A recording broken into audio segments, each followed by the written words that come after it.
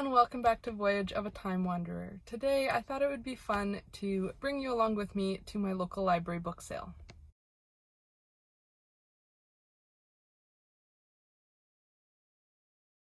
So today is the autumn edition of my local library's book sale, and today is day 3 of the sale, which means it is bag sale day, which means that I can fill up my Friends of the Library tote bag for just $5.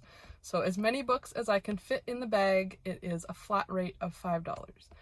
So I am very curious to see what kind of books are left on day 3 of the sale. I don't know if there's going to be lots of books available or if it's going to be kind of slim pickings because there's already been 2 days of people shopping this book sale. So I'm curious about the books that will be available, and I'm also excited to see just how many books I can stuff into my bag for $5. So let's go and check out my library book sale.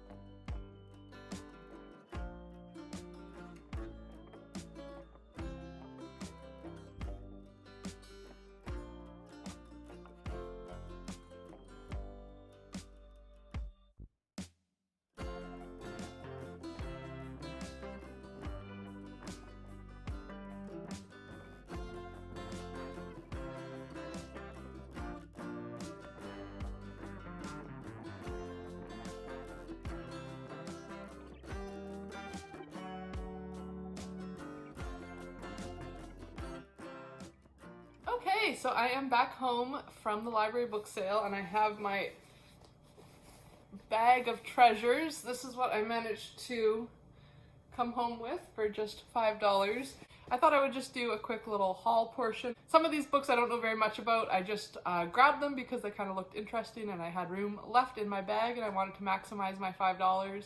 So I'm just going to kind of quickly go through what I got at my library book sale. The first book right at the top here is Into Thin Air by Jon Krakauer. I loved Into the Wild when I read it, and so I have been meaning to read Into Thin Air for quite some time. This is a nonfiction kind of memoir about his experience summiting Mount Everest. So it's not a topic that I would normally want to read a book about, but because I know that I loved his nonfiction writing in Into the Wild, I thought I would pick this one up too. I've heard people say that they really enjoyed it, even if they're not into mountain climbing, mountaineering, extreme hiking, etc. So that is my first purchase. My next book is The Potter's Field by Andrea Camilleri. This is a mystery set in Italy, and I have been kind of feeling like I'm going to be getting into a mystery mood shortly, probably as soon as Booktober's over, so I wanted to pick up a few mysteries in this haul. Like I said, this is set in Italy, and it looks like there is a body discovered at the same time that a woman files a missing person report for her husband.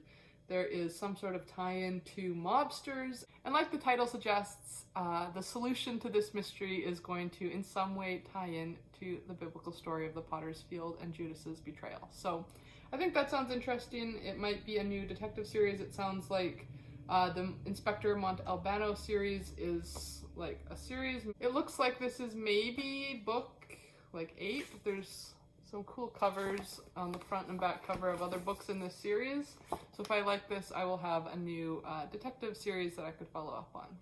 Then I got a hardcover Ken Follett. This is The Winter of the World, which is book 2 of the Century Trilogy, and I have book 1 of the Century Trilogy, Fall of Giants, which I haven't read. So when I saw that this book was available, I thought I would grab it in case I ever get to the Century Trilogy. I will now have both books 1 and 2. And it was just in such pristine condition that I thought, why not snatch up this hardcover while I can. It's got a map of Europe in the front. The Century Trilogy is somewhat similar to the Kingsbridge Trilogy in that we are following a few families over time. However, the Century Trilogy is focused just on the 20th century and kind of the major events of the 1900s and how that affected a few families living in different countries. I think there's maybe a German, a Russian, and an English family, maybe, potentially. Like I said, I haven't read the first book in the series yet.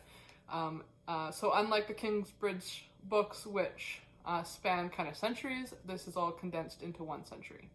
Next up, this was actually the last book I added in, and it's the one that I'm the most unsure if I'm going to enjoy, but I figure I can always start it and donate it. Like I said, $5 for the bag, so I was just kind of adding stuff in at the end. This is The Saddlemaker's Wife by Farlene Fowler. I got intrigued because on the back it said it's a family saga brimming with secrets and characters that will be long remembered, and so that sounded interesting. The blurb on the back says that a woman inherits part of a cattle ranch in California after her husband's death, and she's surprised to find out that family members that he had claimed had died years ago were very much alive. With her own family history still haunting her, Ruby arrives in town with her husband's ashes, intending on selling her part of the ranch back to the McGavins and leaving town to start a new life. She ends up learning even more surprising family secrets about her departed husband and his family that make her wonder if she ever really knew Cole. It sounds like there might be some elements of romance and mystery and kind of family secrets, all set on a ranch. So this might be like my initial dip of the toes into the waters of westerns. I don't know, we'll see. Next up, I have a couple of historical fiction titles. I got A Trial in Venice by Roberta Rich. I can't lie, I picked this book solely for the title. I haven't even looked at the flap. I just love the art that they picked on the title. I'm assuming it's historical fiction. And now that I'm looking at the flap, it is saying that it is the electrifying conclusion to a trilogy. So I will not be reading this book right away because apparently there are 2 other books that I need to read first. I'm thinking it might be...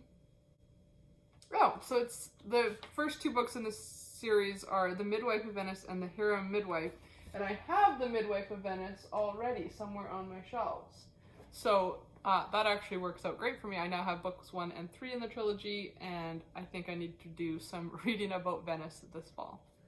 Another historical fiction book that I picked up pretty much based off the cover vibes and the author's name is Baudolino by Umerto Eco. I feel like I've heard really good things about Umerto Eco, but I don't think I've read anything by him. I think I've heard good things about The Name of the Rose.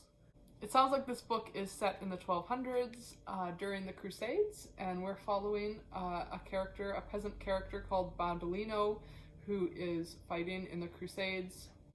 and they go off in search of Prester John, who is a kind of mythological historical figure that a lot of people thought that if they were able to find him and find his kingdom, they would uncover untold riches. So this is a crusade story set in the Byzantine Empire, and then as they follow off on this search for Prester John.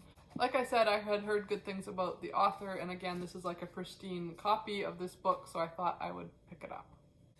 Next up I have An Irish Country Doctor by Patrick Taylor. I've been meaning to give this series a try for a while. I feel like there are so many books in this series. Like when I go to my library, I see pretty much like an entire shelf that is just An Irish Country X. So if I end up enjoying it, I know I'm going to have lots and lots of books that I can read. I know there's like some Christmassy themed books. After reading the Mitford book set in Ireland, I really wanted to read a proper book set in Ireland, and this was kind of the series that came to my mind. In my mind, I guess I'm kind of hoping this is going to be like James Herriot for Humans, if that makes sense. But I thought this was a really pretty edition. It's in really good shape, and so I will have this now for next time I'm hankering for an Irish book. Next, I grabbed this hardcover copy of King Lear. I've been meaning to read King Lear for a while. It's one that I skipped in high school. Well, I didn't skip, but the grade that often read King Lear at my high school, all of the King Lear books were in use, so we instead read Othello. So I've never read King Lear, and I have a nonfiction book called The Year of Lear that I think would be really fun to pair with this. This is really cool. It's got like some pictures of different actors portraying King Lear, different like stage scenes, and then obviously it's just like the text of King Lear.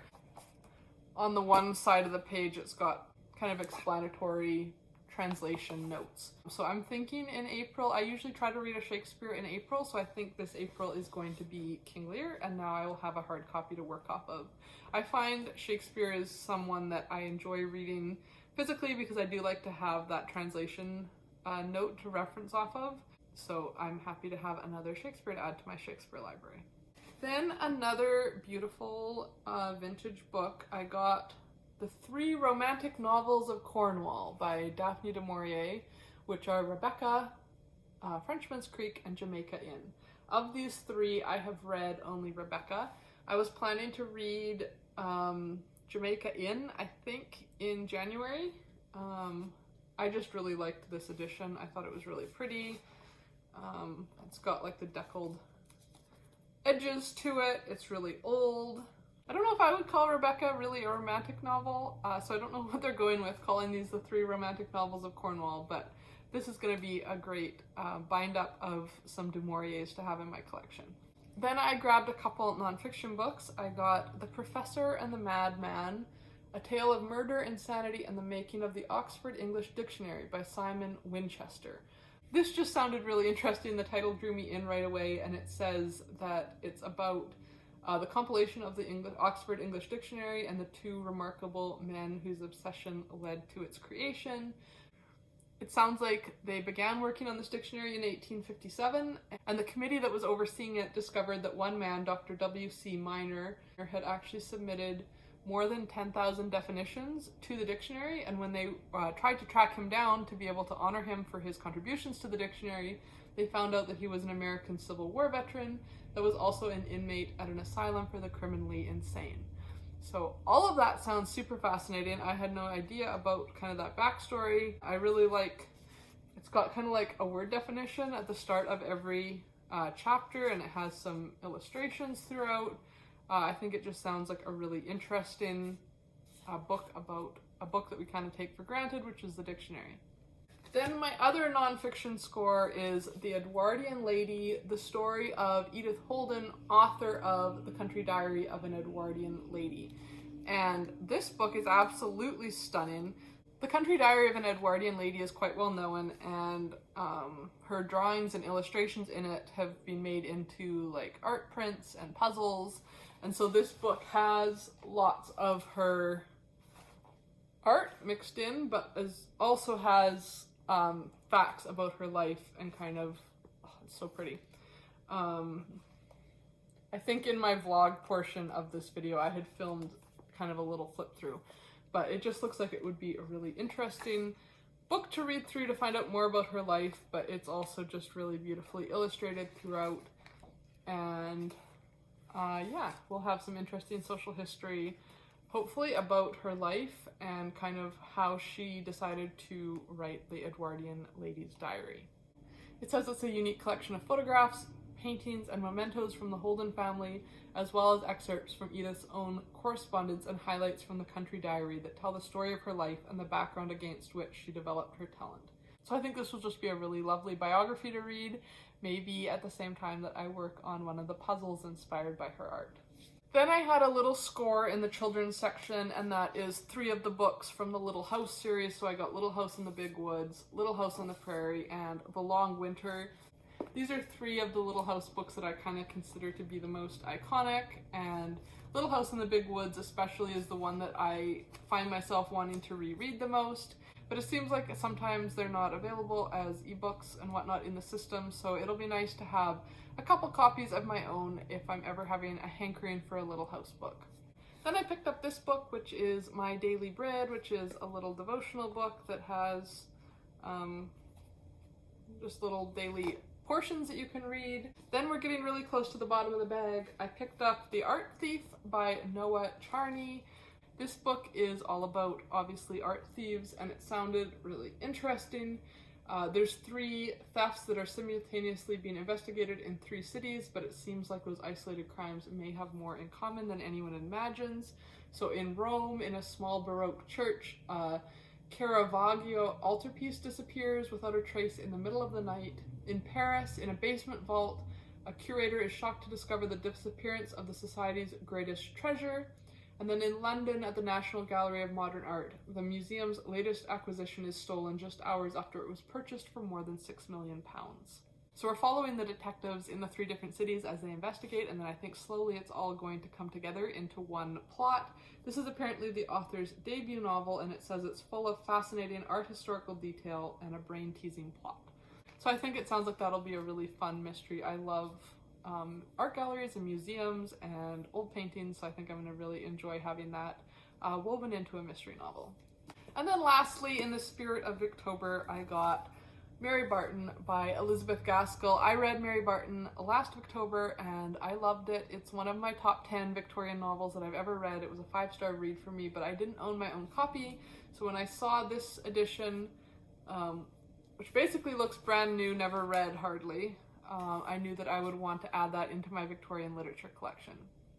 So it looks like I managed to get 17 books into my $5 tote bag, which means each book was about 30 cents per book, which is absolutely a steal. So I will definitely be going back next time. My library is running a bag sale as part of their book sale, and I had so much fun just going through the piles of books and figuring out how many I could manage to stash into my bag. Thanks for watching. I hope you also enjoyed following along on my library book sale adventure today and seeing what books I picked out.